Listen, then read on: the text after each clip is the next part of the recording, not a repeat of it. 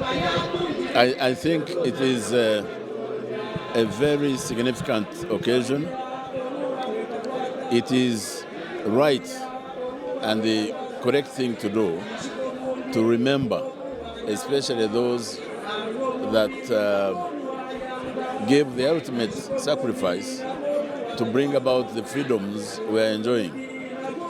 So, sometimes we forget very easily, and especially in a country that has had that history, it can fade away in the minds of the people, and especially the young generation. Those of our age who witnessed that time, or even who participated in it, are very few in number. And unlike Europe, in Europe they teach their children about their history, about where they came from, so they know. In Uganda, unfortunately, I think we don't do that enough. So today is significant. It's a day of remembrance to remember those that gave their lives. And I think we should also remember the ones who continued living that sense of sacrifice, the children, the grandchildren, because most of these are now grandchildren. We must remember them and give them due recognition for their contribution.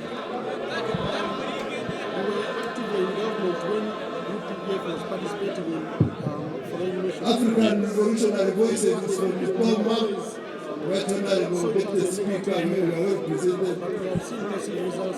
One more song.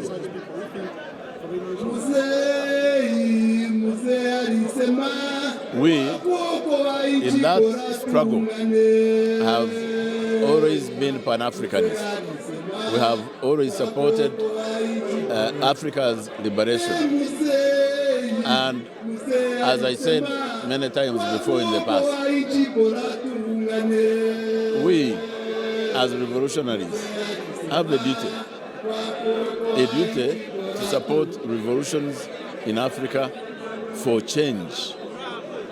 Because we all know that in Africa, the conditions are not very different from what Uganda was before. So whereas we don't want to interfere in other people's affairs, where we are called upon as a country, because we now have the capacity to help, it is right and fair that we do so.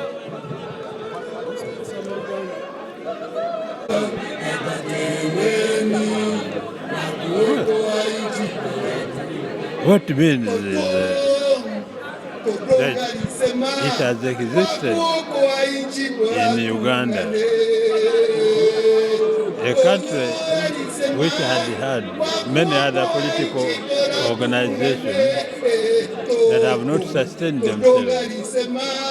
But this one, as you are told, has been in existence for 42 years. Therefore, you can say it has resisted. It has faced many challenges, but those challenges have not been able to break it. And that's why we are here to celebrate the 42 years, and we are to continue with these 42 years. And the other thing is that a number of leaders have come up from that organization who have led us, and they are still with us here, maybe not in chairs, but they are sustained whatever attack might have been there. Therefore, people have accepted. When you see the huge number of people who are here, still welcome. And therefore, we see a better future after this 42nd. And therefore, the leaders are from there. So it has sustained. Uganda attacks here and there, and people have understood it, and we love it, we shall support it.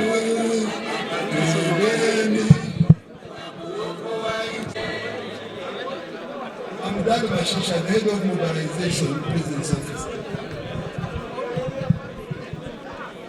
Some people say UPDF's role in foreign missions is not good, but we have seen results. What do you have to tell such people? those people who say UPDF's involvement in foreign missions is not good don't understand the importance of liberation of other African countries. The Chief of Defense Forces happened to get some time to pass Among the pillars of NRM ideology is Pan-Africanism. And Pan-Africanism means the unity of Africa. And the unity of Africa is for strategic reasons, including creating a market, a larger market for our own products. If Somalia is free, is liberated, we can sell there what we produce here. And that is true for all other countries. So we cannot say that you support Pan-Africanism, but then you cannot send your army to help in the liberation of other countries. Uganda was a failed state. UPDF, NRA, UPDF liberated it. Now we are a strong, united country. We need the other African countries also to be free. So the performance, the participation of Africa, of UPDF in African liberation or stability is very strategic. You're welcome. Well, we appreciate the work of UPDF within the country, but also, protecting peace in the neighboring countries. First of all, when you say that UPDF is meddling in security of other countries, I think it is a requirement that when UPDF sees that there is a problem that is going to come from other countries and destabilizing the peace and security of this country, then UPDF comes in. But UPDF does not only invite itself to those other countries. UPDF is in DRC Congo, and they have a memorandum of understanding with the DRC president and his government to ensure that they work together in fighting ADF. ADF cannot be in Congo and you expect it to hit Uganda, and then the two countries you think that they are going to be at peace. So for me, I think it is a matter of working with different governments to ensure that they protect and provide peace and security within the region.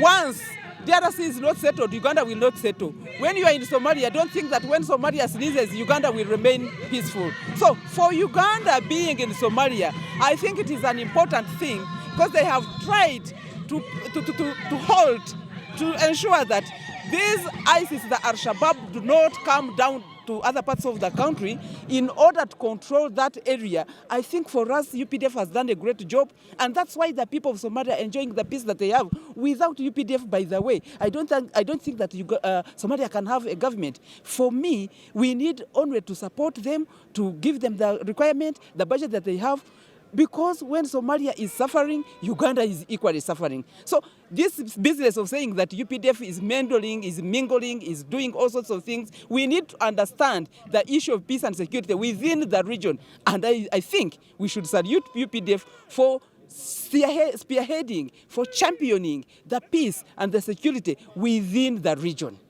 We summarize those points into four. The four ideological pillars on which NRM stands. Number one is patriotism. We believe that Ugandans should love their country, should love themselves, should condemn sectarianism. We should have unity despite our different ethnic backgrounds, despite our religious beliefs and other things which separate us, but we should all agree we are Ugandans and we move as Uganda. So patriotism is one of the key pillars of NRM. Now the second one, which answers your question, is Pan-Africanism. We believe that Uganda should not be an island and live on its own. We recognize that other black Africans are our sisters and brothers. That is why when there is trouble in Somalia, when there is trouble in Congo, when there is trouble in South Sudan, we send our troops because we have a cardinal responsibility to be our brothers' keepers, because we believe in Pan-Africanism. For instance, now we are promoting trade and business. We are now producing lots of products here in Uganda. We need markets because you can't consume whatever you produce here. That's why, for instance, we are building roads in Congo. That is the Pan-African spirit of ensuring that we create markets and open markets in Congo, because we believe the Congolese, the Sudanese, the Somalis are our brothers and sisters. The other pillar which we believe in is democracy. We believe that Ugandans should always have a right to choose the leaders they want. That's why every 5 years we hold periodic elections every 5 years to enable Ugandans choose the leaders that they want, from the level of president down to the level of LC1. Even the Bataka groups, these community groups, people sit and choose whoever they want. Whether they want a drunkard and they choose a drunkard, that is their right. Whether they choose a person with disability, that is their right, because they have their freedom and right under the Constitution to choose. Then lastly, we also believe and stand on the pillar of socio-economic transformation, transforming Uganda, improving the quality of life of Ugandans. And that explains why we have invested resources in services so that we can make a transformational change in this country.